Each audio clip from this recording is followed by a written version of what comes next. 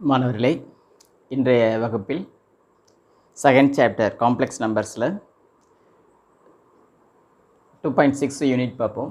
அதில் என்ன அப்படின்னா, கலப்பெண்களின் வடிவியல் மற்றும் நியமப்பாதை, காம்ப்ளெக்ஸ் நம்பர்ஸோட ஜியோமெட்ரிக் மற்றும் லோக்கஸ். இந்த நியமப்பாதை லோக்கஸ் அப்படின்னு சொல்லுவோம். அந்த லோக்கஸை இயங்குவரை, நியமப்பாதை அல்லது இயங்குவரை அப்படின்னு சொல்லுவோம். இப்போ நம்ம பார்க்க போகிறது என்ன அப்படின்னு கேட்டால், வட்டத்தினுடைய இயங்குவரை. வட்டத்தினுடைய இயங்குவரை, அதாவது வட்டத்தின் சமன்பாடு பார்க்க போகிறோம். எந்த வடிவத்தில்னா காம்ப்ளெக்ஸ் ஃபார்மில் பார்க்க போகிறோம். இப்போ சாதாரணமாக உங்களுக்கு வட்டம் அப்படின்னா என்ன தெரியும் அப்படின்னா, சின்ன கிளாஸில் ஜியாமெட்ரியில் வட்டத்தை பற்றி படிச்சிருப்பீங்க. வட்டம் அப்படிங்கிறது என்ன அப்படின்னா, ஒரு தளத்தில் ஒரு நிலையான புள்ளிக்கும் இந்த இயங்கக்கூடிய புள்ளி, இது வந்து நிலையான புள்ளின்னு சொல்லுவோம். Z0, அதாவது Z0 அப்படிங்கிறது நிலையான புள்ளி, Z அப்படிங்கிறது இயங்கக்கூடிய புள்ளி. இந்த நிலையான புள்ளிக்கும் இந்த இயங்கக்கூடிய புள்ளிக்கும் இடைப்பட்ட தொலைவு ஒரு மாறிலியாக இருக்குமாறு இந்த நகரக்கூடிய புள்ளி Z நியமப்பாதை தான் வட்டம் அப்படின்னு சொல்லுவோம். அதாவது இது நிலையான புள்ளி, இது நகரும் புள்ளி. இந்த ரெண்டு புள்ளிக்கு இடைப்பட்ட தொலைவு வந்து ஒரு கான்ஸ்டண்ட்டாக, எப்போதுமே ஒரு கான்ஸ்டண்ட்டாக இருக்கிற மாதிரி இந்த நகரக்கூடிய புள்ளியின் நியமப்பாதை இருக்குல்ல, இசட்டுடைய லோக்கஸ், இசட்டுடைய லோக்கஸ் தான் நம்ம என்னென்னு சொல்லுவோம், சர்க்கிள், வட்டம் அப்படின்னு சொல்லுவோம். அப்போ இதில் இந்த ரெண்டு புள்ளிக்கு இடைப்பட்ட தொலைவு அப்படிங்கிறத நம்ம எப்படி குறிப்போம்? தொலைவுங்கிறது மாடுலஸ். அப்போ எதுக்கும் இடைப்பட்ட தொலைவு, இசட்டுக்கும் Z0க்கும். அப்போ Z மைனஸ் Z0, இது ரெண்டுக்கும் இடைப்பட்ட தொலைவு எப்பொழுதுமே எப்படி இருக்கணும்? கான்ஸ்டன்ட். இந்த கான்ஸ்டன்ட் வந்து வட்டத்தினுடைய ஆரம், ரேடியஸ் அப்படின்னு சொல்லுவோம். அப்போது இது ரெண்டுக்கும் இடைப்பட்ட தொலைவு எப்பொழுதுமே ஒரு மாறிலி, கான்ஸ்டண்ட்டாக இருக்கிற மாதிரி இயங்கக்கூடிய இந்த இசட்டுடைய லோக்கஸ், நியமப்பாதை தான் வட்டம் அப்படின்னு சொல்லுவோம். அதனால தான் இந்த காம்ப்ளெக்ஸ் ஃபார்மில் வட்டத்தினுடைய ஈக்குவேஷன் எப்படி குறிக்கலாம் அப்படின்னா, Z minus Z0 equal to R. அப்போ therefore equation of a circle in complex form அப்படிங்கிறது என்ன அப்படின்னு கேட்டால், அது கலப்பெண் வடிவத்தில் வட்டத்தின் சமன்பாடு Z minus Z0 equal to R. இந்த இடத்துல R அப்படிங்கிறது என்ன அப்படின்னு கேட்டால், R வந்து வட்டத்தின் ஆரம், வட்டத்தின் ஆரம், ரேடியஸ் ஆஃப் எ சர்க்கிள். இந்த Z0 அப்படிங்கிறது என்ன அப்படின்னு கேட்டால், வட்டத்தின் மையம், சென்டர் ஆஃப் எ சர்க்கிள், வட்டத்தின் மையம். இதில் Z அப்படிங்கிறது என்ன அப்படின்னு கேட்டால், நகரும் புள்ளி, அதாவது வட்டத்தின் பரிதியின் மீது உள்ள புள்ளி, அதாவது அந்த வட்டத்தினுடைய பாதை இருக்குல்ல, அதன் மீது உள்ள புள்ளி. அப்போ Z அப்படிங்கிறது நகரும் புள்ளி. நகரும் புள்ளி அப்படின்னா வட்டத்தின் மீது உள்ள புள்ளி. இப்போ வட்டத்தின் சமன்பாடு என்ன அப்படின்னு கேட்டால், modulus of Z minus Z0 equal to R. இந்த இடத்துல R அப்படிங்கிறது வட்டத்தின் ஆரம், Z0 அப்படிங்கிறது வட்டத்தின் மையம். இப்போ Z அப்படிங்கிறது அந்த நகரக்கூடிய புள்ளி, அந்த நகரக்கூடிய புள்ளி எங்கே இருக்கும் அப்படின்னா, அந்த லோக்கஸ் ஆஃப் த சர்க்கிள், சர்க்கிளுடைய இயங்குவரை, அதாவது வட்டத்தினுடைய அந்த சுற்றுப்பாதை, அந்த பாதையில் சுற்றளவின் மீது இருக்கும். சரி, இப்போ இதில் இன்னொரு கண்டிஷன் என்ன பார்க்கலாம் அப்படின்னா, இந்த Z மைனஸ் Z0 இதனுடைய வேல்யூ Rக்கு ஈக்குவலாக இருந்தால் அது வந்து வட்டம். அப்போ வட்டம் அப்படின்னா இந்த Z அப்படிங்கிற புள்ளி வந்து வட்டத்தின் மீது இருக்கும். இப்போ Z அப்படிங்கிற புள்ளி வட்டத்தின் மீது இருக்கும்.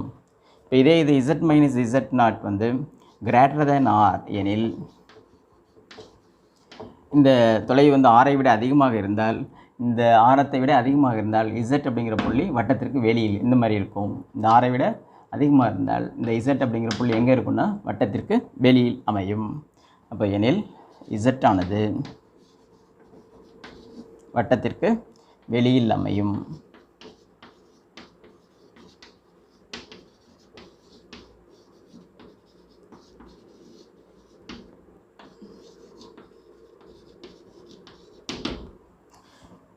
இது ஒரு கண்டிஷன். இதே இது modulus of Z minus Z0 less than R எனில், அந்த Z அப்படிங்கிற புள்ளி வட்டத்திற்கு உள்ளே அமையும், வட்டத்துக்கு உள்ள. அப்போ இந்த தூரத்தை விட குறைவாக இருந்தால் வட்டத்துக்கு உள்ள எங்கே வேணால் இருக்கும். அப்போது எனில் Z ஆனது வட்டத்திற்கு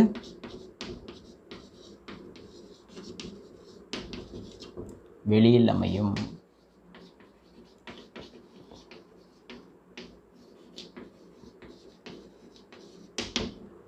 அப்போ கொஷினில் ஒரு வட்டத்தின் சமன்பாடு கொடுத்து ஒரு புள்ளியை கொடுத்து அந்த புள்ளி வந்து வட்டத்திற்கு வெளியில் அமையுமா உள்ளே அமையுமா அப்படின்னு கேட்டாங்கன்னா இப்போ இந்த கண்டிஷனை வந்து நம்ம செக் பண்ணால் போதும். அப்போ modulus of Z minus Z not is greater than R எனில் இசட் ஆனது வட்டத்திற்கு வெளியில் அமையும். Z modulus of Z minus Z not is less than R எனில் இசட் ஆனது வட்டத்திற்கு உள்ளே அமையும். அப்போ வட்டத்தினுடைய சமன்பாடு, அதாவது காம்ப்ளெக்ஸ் ஃபார்மில் வட்டத்தினுடைய சமன்பாடு என்னென்னு கேட்டால் Z minus Z not equal to R. இந்த இடத்துல ஆர் அப்படிங்கிறது வட்டத்தின் ஆரம், இசட் நாட் அப்படிங்கிறது வட்டத்தின் மையம், இசட்டுங்கிறது வட்டத்தின் மீது உள்ள புள்ளி, ஆக நகரும் புள்ளி. சரியா? இப்போது எக்ஸசைஸ் சம்ஸ் பார்ப்போம்.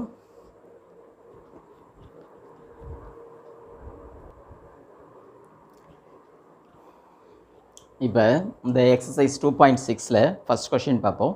அதில் என்ன கொடுத்துருக்காங்க அப்படின்னா z = x + iy என்ற ஏதேனும் ஒரு கலப்பெண் modulus of z - 4i / z + 4i = 1 எனுமாறு அமைந்தால் z-இன் நேமப் பாதை மெய்யச்சு என காட்டுக.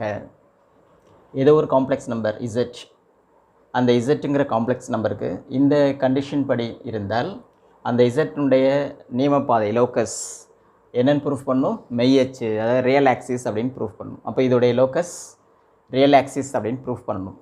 சரியா? அப்போது இந்த கண்டிஷன் படி இந்த z அப்படிங்கிற இந்த காம்ப்ளெக்ஸ் நம்பர் இருந்தால் அதனுடைய z-னுடைய லோக்கஸ் வந்து ரியல் ஆக்சிஸ் அப்படின்னு ப்ரூஃப் பண்ணணும். இப்போ என்ன செய்கிறோம்? இந்த கொடுத்த கண்டிஷன் எடுத்துக்குவோம். இப்போ கிவன் கண்டிஷன், கொடுக்கப்பட்ட நிபந்தனை.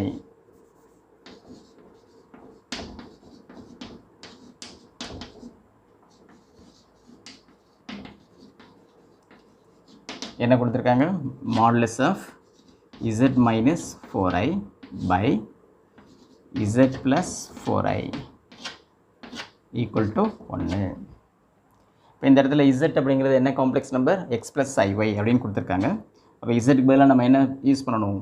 x + iy அப்படின்னு சப்ஸ்டியூட் பண்ணணும். அப்போது இங்கு z = என்ன கொடுத்தாங்க? x + iy. இப்போ therefore இந்த கண்டிஷன் எப்படி மாறும்? மாடுலஸ் ஆஃப் z பதிலாக x + iy அப்புறம் -4i / z பதிலாக x + iy + 4i = 1. இப்போ இந்த மாடுலஸுடைய ப்ராப்பர்ட்டி படி என்ன செய்யலாம்? இந்த நியூமரேட்டருக்கு தனி மாடுலஸ், டினாமினேட்டருக்கு தனி மாடுலஸ் போட்டுடலாம். அப்படி போட்டிங்கன்னா என்ன செய்யலாம்? Modulus of x plus y, imaginary பார்ட்லாம் தனியாக எழுதினீங்கன்னா i இன்ட்டு இது வந்து என்னது? y - 4 பை மாடுலஸ் ஆஃப் இதில் real part x plus imaginary part என்ன ஆகும்? இந்த i காமனை வெளியே எடுத்துட்டிங்கன்னா இதில் y + 4 = 1. அப்புறம் என்ன செய்யலாம்? இதோடைய மாடுலஸ் வேல்யூ கண்டுபிடிக்கலாம். அதுக்கு ஃபார்முலா இருக்குது. அப்படி மாடுலஸ் பார்க்கும்போது இந்த ஃபார்முலா சப்ஸ்டியூட் பண்ணிங்கன்னா ரூட் ஃபார்ம் வரும். ரூட் ஆஃப் அப்படின்னு வரும். Root of real part square plus imaginary part ஸ்கொயர்னு வரும். அந்த ரூட் அவாய்ட் பண்ணுறதுக்காக என்ன செய்கிறோம்? ரெண்டு சைடும் ஸ்கொயர் எடுத்துருவோம். ரெண்டு சைடும் ஸ்கொயர். அப்போ therefore modulus of x plus iy i into y - 4 the whole square by modulus of x plus I into y plus 4 the whole square equal to 1. இதுக்கு என்ன ஃபார்முலா? மாடுலஸ் அப்படின்னா ரூட் ஆஃப்னு வரும். அப்போ square வரதுனால root வராது. அப்போது இதுக்கு real part square x square plus imaginary part square y - 4 the whole square by இங்கே அதே மாதிரி மாடுலஸ் த ஹோல் ஸ்கொயர் அப்படின்னா real part square x square plus imaginary part square y + 4 the whole square equal to 1. இப்போ இதை cross multiply பண்ணிங்கன்னா இது என்னாகும்? இது அந்த சைடு போயிடும். அப்போது இது எக்ஸ்பேண்டட் ஃபார்மில் எழுதுவோம். இது அந்த சைடு போனால் 1 × இது அதே தான் வரும். அதையும் எக்ஸ்பேண்டட் ஃபார்மில் எழுதுவோம். இப்போ லெஃப்ட் சைடில் இது வரும். இப்போ இதை விரிச்சு எழுதினீங்கன்னா x ஸ்கொயர் ப்ளஸ் இது a - b the whole square. அப்போ a - b the whole square a square plus b square -2ab. அப்போ ப்ளஸ் a ஸ்கொயருக்கு பதிலாக y ஸ்கொயர் ப்ளஸ் b ஸ்கொயருக்கு பதிலாக 4 ஸ்கொயர் 16 -2ab 2 × a × b, ஏங்கிறது y, bங்கிறது 8. அப்போ 2 × 4 8 8y இஸ் ஈக்குவல் டு 1 × இது 1 × இந்த வேல்யூ அப்படியே வரும். இது என்ன செய்றீங்க? அப்படியே எக்ஸ்பேண்ட் பண்ணி எழுதுங்க, விரிச்சு எழுதுங்க. இந்த எக்ஸ் ஸ்கொயருக்கு எக்ஸ் ஸ்கொயர் ப்ளஸ் இது A plus B the whole square.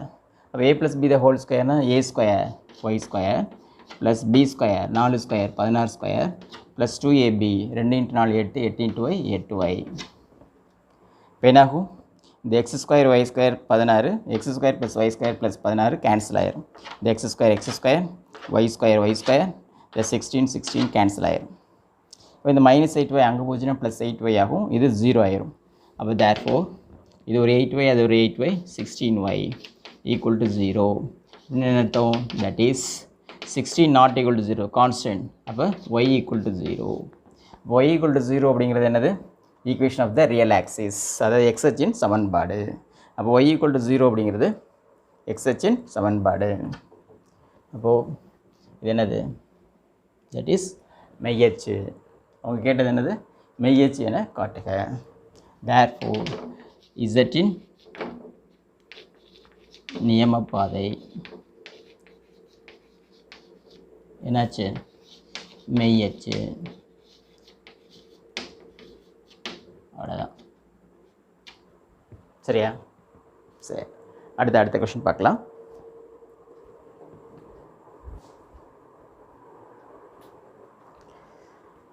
இப்போ அதே எக்ஸசைஸில் செகண்ட் சம் பார்ப்போம்.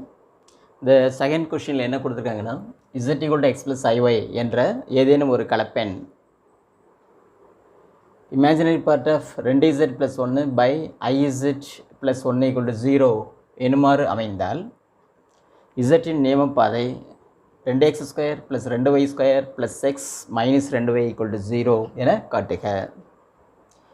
z = x + iy அப்படிங்கிற இந்த கலப்பெண் வந்து இந்த கண்டிஷனில் இருந்தால், இந்த கண்டிஷனில் நகர்ந்தால் அதனுடைய நியமப்பாதை z உடைய நியமப்பாதை என்னென்ன நிறுவனம்?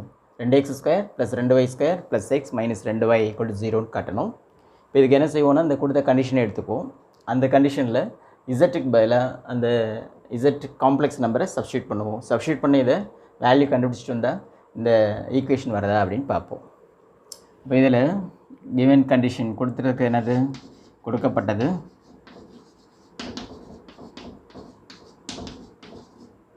என்ன கொடுத்துருக்காங்க? இமேஜினரி பார்ட் ஆஃப்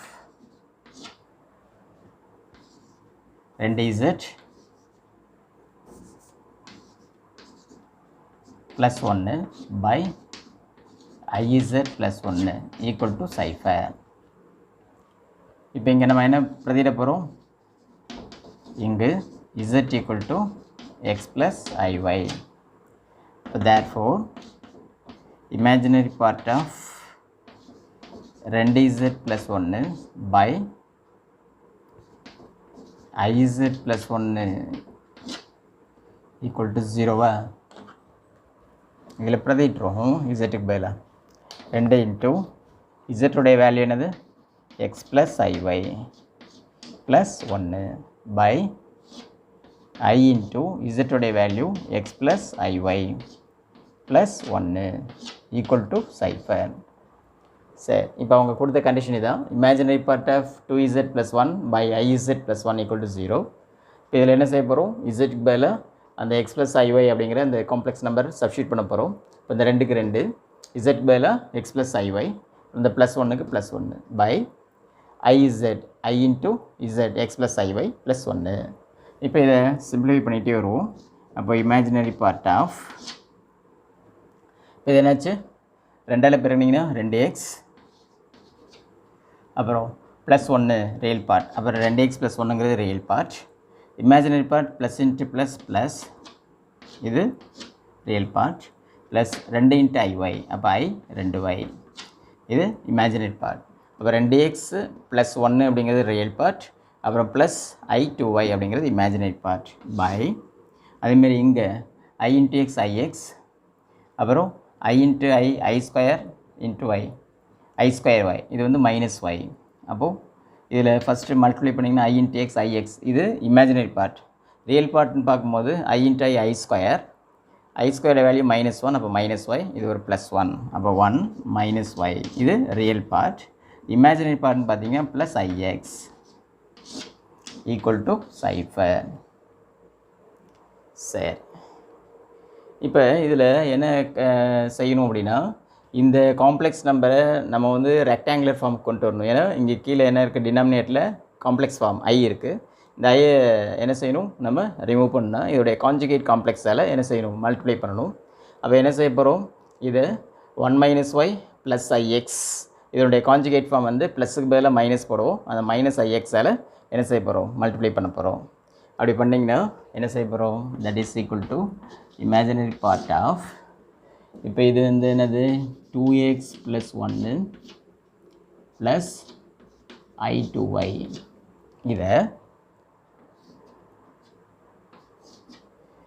இதனுடைய கான்ஜுகேட் ஃபார்மால் மல்டிப்ளை பண்ண போகிறோம். இதோடைய கான்ஜுகேட் ஃபார்ம் என்னது, 1 - y minus ix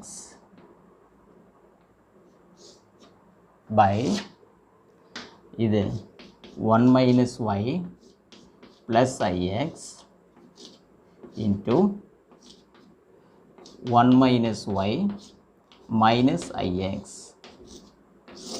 equal to 0. சரியா? இப்போ இது எல்லாத்தையும் மல்டிப்ளை பண்ணணும். இப்போ மல்டிப்ளை பண்ணும்போது இந்த 2x + 1 இது பியூர் ரியல், அதேமாரி இது 1 - y பியூர் ரியல். ஒரு ரியலையும் மல்டிப்ளை பண்ணால் அந்த ரியல் அப்படியே வரும், அப்படியே எழுதுவோம். அடுத்து இந்த ரியலையும் இமேஜினரி மல்டிப்ளை பண்ணால் இமேஜினரி கிடைக்கும். அடுத்து இந்த இமேஜினரியும் இந்த ரியலையும் மல்டிப்ளை பண்ணால் இமேஜினரி கிடைக்கும். அப்போ என்ன செய்யலாம், இதுலேருந்து நம்ம இமேஜினரி பார்ட் மட்டும் கூட எடுத்துக்கலாம். அப்போ இதை டேரெக்டாக இப்போ என்ன செய்யணும் தேவையில்லை, மல்டிப்ளை பண்ணணும் தேவையில்லை, இது இப்படியே இருக்கட்டும். இதை மட்டும் என்ன செய்வோம், சிம்பிளிஃபை பண்ணுவோம். அப்போ therefore இமேஜினரி பார்ட் ஆஃப் இது என்னது 2x + 1 ப்ளஸ் i2y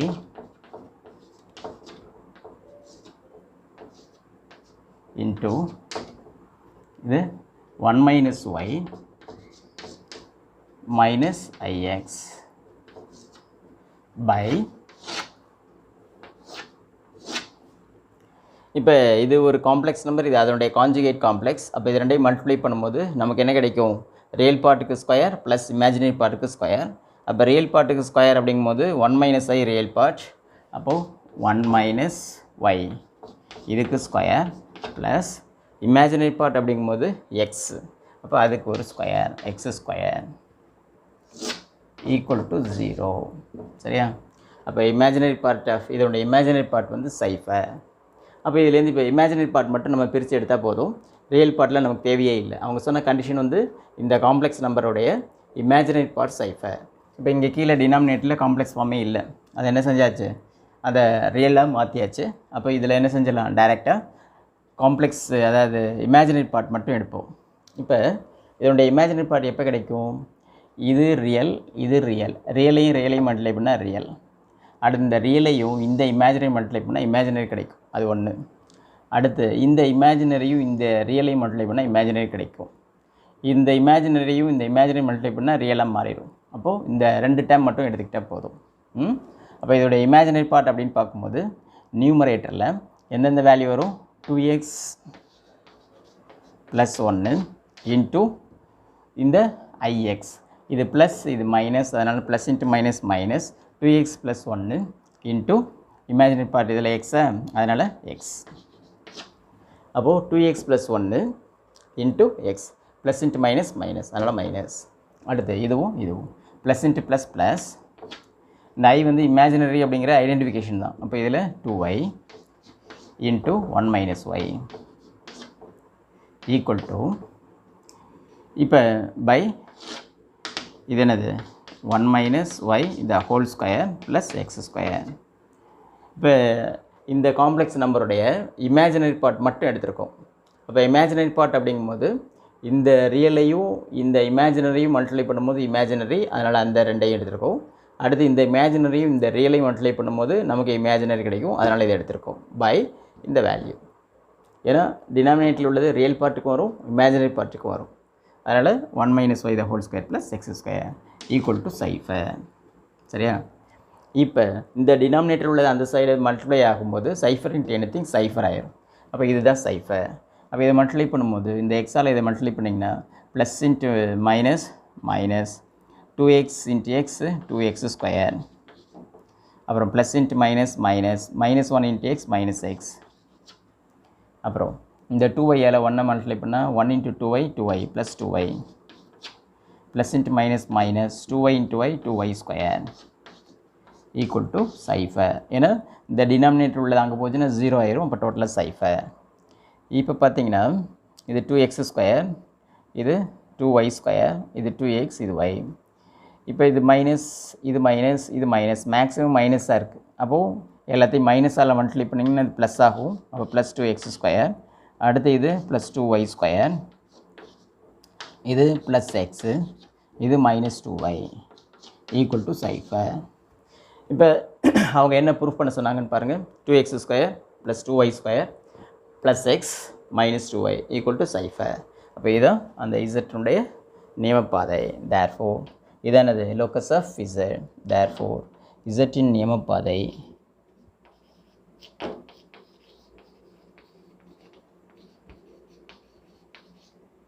என்னது 2x square plus 2y square plus X minus 2y equal to cipher. சரியா? சரி, அடுத்த கொஸ்டின் பார்க்கலாம்.